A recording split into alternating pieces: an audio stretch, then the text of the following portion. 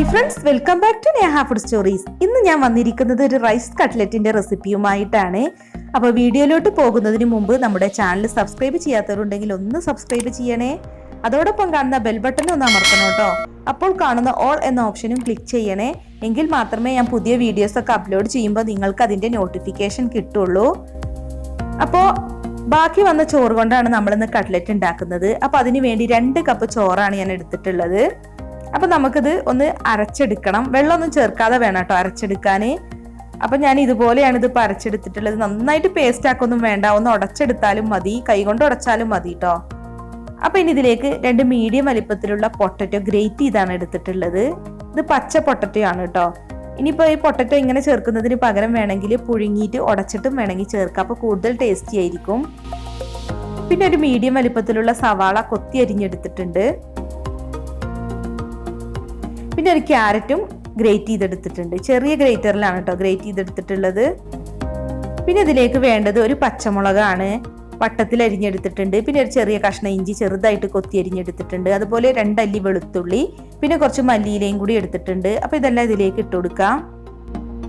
പിന്നെ വേണ്ടത് കോൺഫ്ലോർ ആണ്. അപ്പൊ ഞാനിവിടെ 1/4 കപ്പ് കോൺഫ്ലോർ ആണ് കേട്ടോ എടുത്തിട്ടുള്ളത്. അപ്പൊ ഇതും കൂടി ഇതിലേക്ക് ഇട്ട് കൊടുക്കാം. പിന്നെ ആവശ്യത്തിന് ഉപ്പും കൂടി ഇട്ട് കൊടുക്കാം. ഇനി വേണ്ടത് മുളക് പൊടിയാണ്. 1 ടേബിൾ സ്പൂൺ മുളക് പൊടിയാണ് എടുത്തിട്ടുള്ളത്. അപ്പൊ ഇനി ഇതെല്ലാം നന്നായിട്ടൊന്ന് മിക്സ് ചെയ്യുക. പിന്നെ നല്ല സ്പൈസി ആയിട്ട് വേണമെന്നുണ്ടെങ്കിൽ കുരുമുളക് പൊടി ചേർക്കുക. അതുപോലെ വറ്റൽമുളക് ക്രഷ് ചെയ്തിട്ട് വേണമെങ്കിലും ചേർക്കാം കേട്ടോ. അപ്പൊ നമ്മളിത് മിക്സ് ചെയ്യുന്ന സമയത്ത് വെള്ളം അധികമായിട്ട് തോന്നുന്നെങ്കിൽ കുറച്ച് കോൺഫ്ലോറും കൂടി ചേർത്താൽ മതി. ഇനിയിപ്പോൾ ഇത് ബോൾസിന്റെ ഷേപ്പിലാക്കി എടുക്കുക ആദ്യം, എന്നിട്ട് കട്ട്ലറ്റിന്റെ ഷേപ്പിലാക്കി എടുത്താൽ മതി.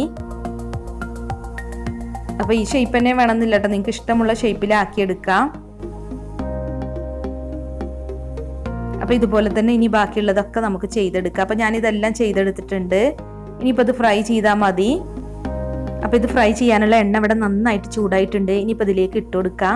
പിന്നെ നമ്മൾ സാധാരണ കട്ട്ലറ്റ് ഉണ്ടാക്കുമ്പോൾ മുട്ടയിലൊക്കെ മുക്കി ബ്രെഡ് ക്രംസിൽ കോട്ട് ചെയ്തിട്ടാണ് ഫ്രൈ ചെയ്യാറ്. പക്ഷെ ഇതൊന്നും ചെയ്യേണ്ട ആവശ്യമില്ല. അത് നമ്മൾ വീട്ടിലുള്ള ഇൻഗ്രീഡിയൻസ് വെച്ച് നമുക്ക് വളരെ പെട്ടെന്ന് ഉണ്ടാക്കാൻ പറ്റുന്ന ഒരു കട്ട്ലറ്റ് ആണ്. വൈകിട്ട് കുട്ടികൾക്കൊക്കെ 4 മണിക്ക് ഉണ്ടാക്കി കൊടുക്കാൻ പറ്റിയ നല്ലൊരു കട്ട്ലറ്റ് ആണ് കേട്ടോ. അപ്പോൾ ഇനി ഇതൊന്ന് മറിച്ചിട്ട് കൊടുക്കാം. നല്ല ഗോൾഡൻ ബ്രൗൺ നിറമായിട്ടുണ്ട്. ഒരു മീഡിയം ഫ്ലെയിമിലിട്ട് ഫ്രൈ ചെയ്താൽ മതി കേട്ടോ. അപ്പോൾ 2 വശവും ഗോൾഡൻ ബ്രൗൺ നിറമായിട്ടുണ്ട്. ഇനിയിപ്പോൾ നമുക്കിത് എണ്ണയിൽ നിന്ന് മാറ്റാം. പിന്നെ ഈ റൈസ് കട്ട്ലറ്റ് ടൊമാറ്റോ സോസിന്റെ കൂടെ അല്ലെങ്കിൽ ചട്നിയുടെ ഒക്കെ കൂടെ കഴിക്കാനാണ് കേട്ടോ കൂടുതൽ ടേസ്റ്റ്. അപ്പോൾ ഇനി നമുക്ക് ബാക്കിയുള്ളതൊക്കെ ഇതുപോലെ തന്നെ ഫ്രൈ ചെയ്തെടുക്കാം. അപ്പോൾ ഇതെല്ലാം ഞാനിവിടെ ഫ്രൈ ചെയ്തെടുത്തിട്ടുണ്ട്. ഇത്രയും കട്ട്ലറ്റ് കിട്ടിയിട്ടുണ്ട് കേട്ടോ നമ്മൾ എടുത്ത അളവിനനുസരിച്ച്. അപ്പോൾ നമ്മുടെ വീട്ടിൽ ബാക്കി വരുന്ന ചോറ് കൊണ്ട് ഉണ്ടാക്കിയ ഈ റൈസ് കട്ട്ലറ്റ് എല്ലാവർക്കും ഇഷ്ടമായെന്ന് കരുതുന്നു. അപ്പോൾ ഞാൻ ഇതിനു മുമ്പും ഒരുപാട് ബാക്കി വന്ന ചോറ് കൊണ്ടുള്ള റെസിപ്പീസൊക്കെ ചെയ്തിട്ടുണ്ട്. അപ്പോൾ അതിൻ്റെ ലിങ്ക് ഞാൻ താഴെ ഡിസ്ക്രിപ്ഷൻ ബോക്സിൽ കൊടുക്കാം കേട്ടോ, താല്പര്യമുള്ളവർ കാണുക. അപ്പോൾ ഇന്നത്തെ ഈ വീഡിയോ കണ്ടിട്ട് ഇഷ്ടമായിട്ടുണ്ടെങ്കിൽ ലൈക്ക് ചെയ്യാനും ഷെയർ ചെയ്യാനും ഒന്നും മറക്കല്ലേ. താങ്ക്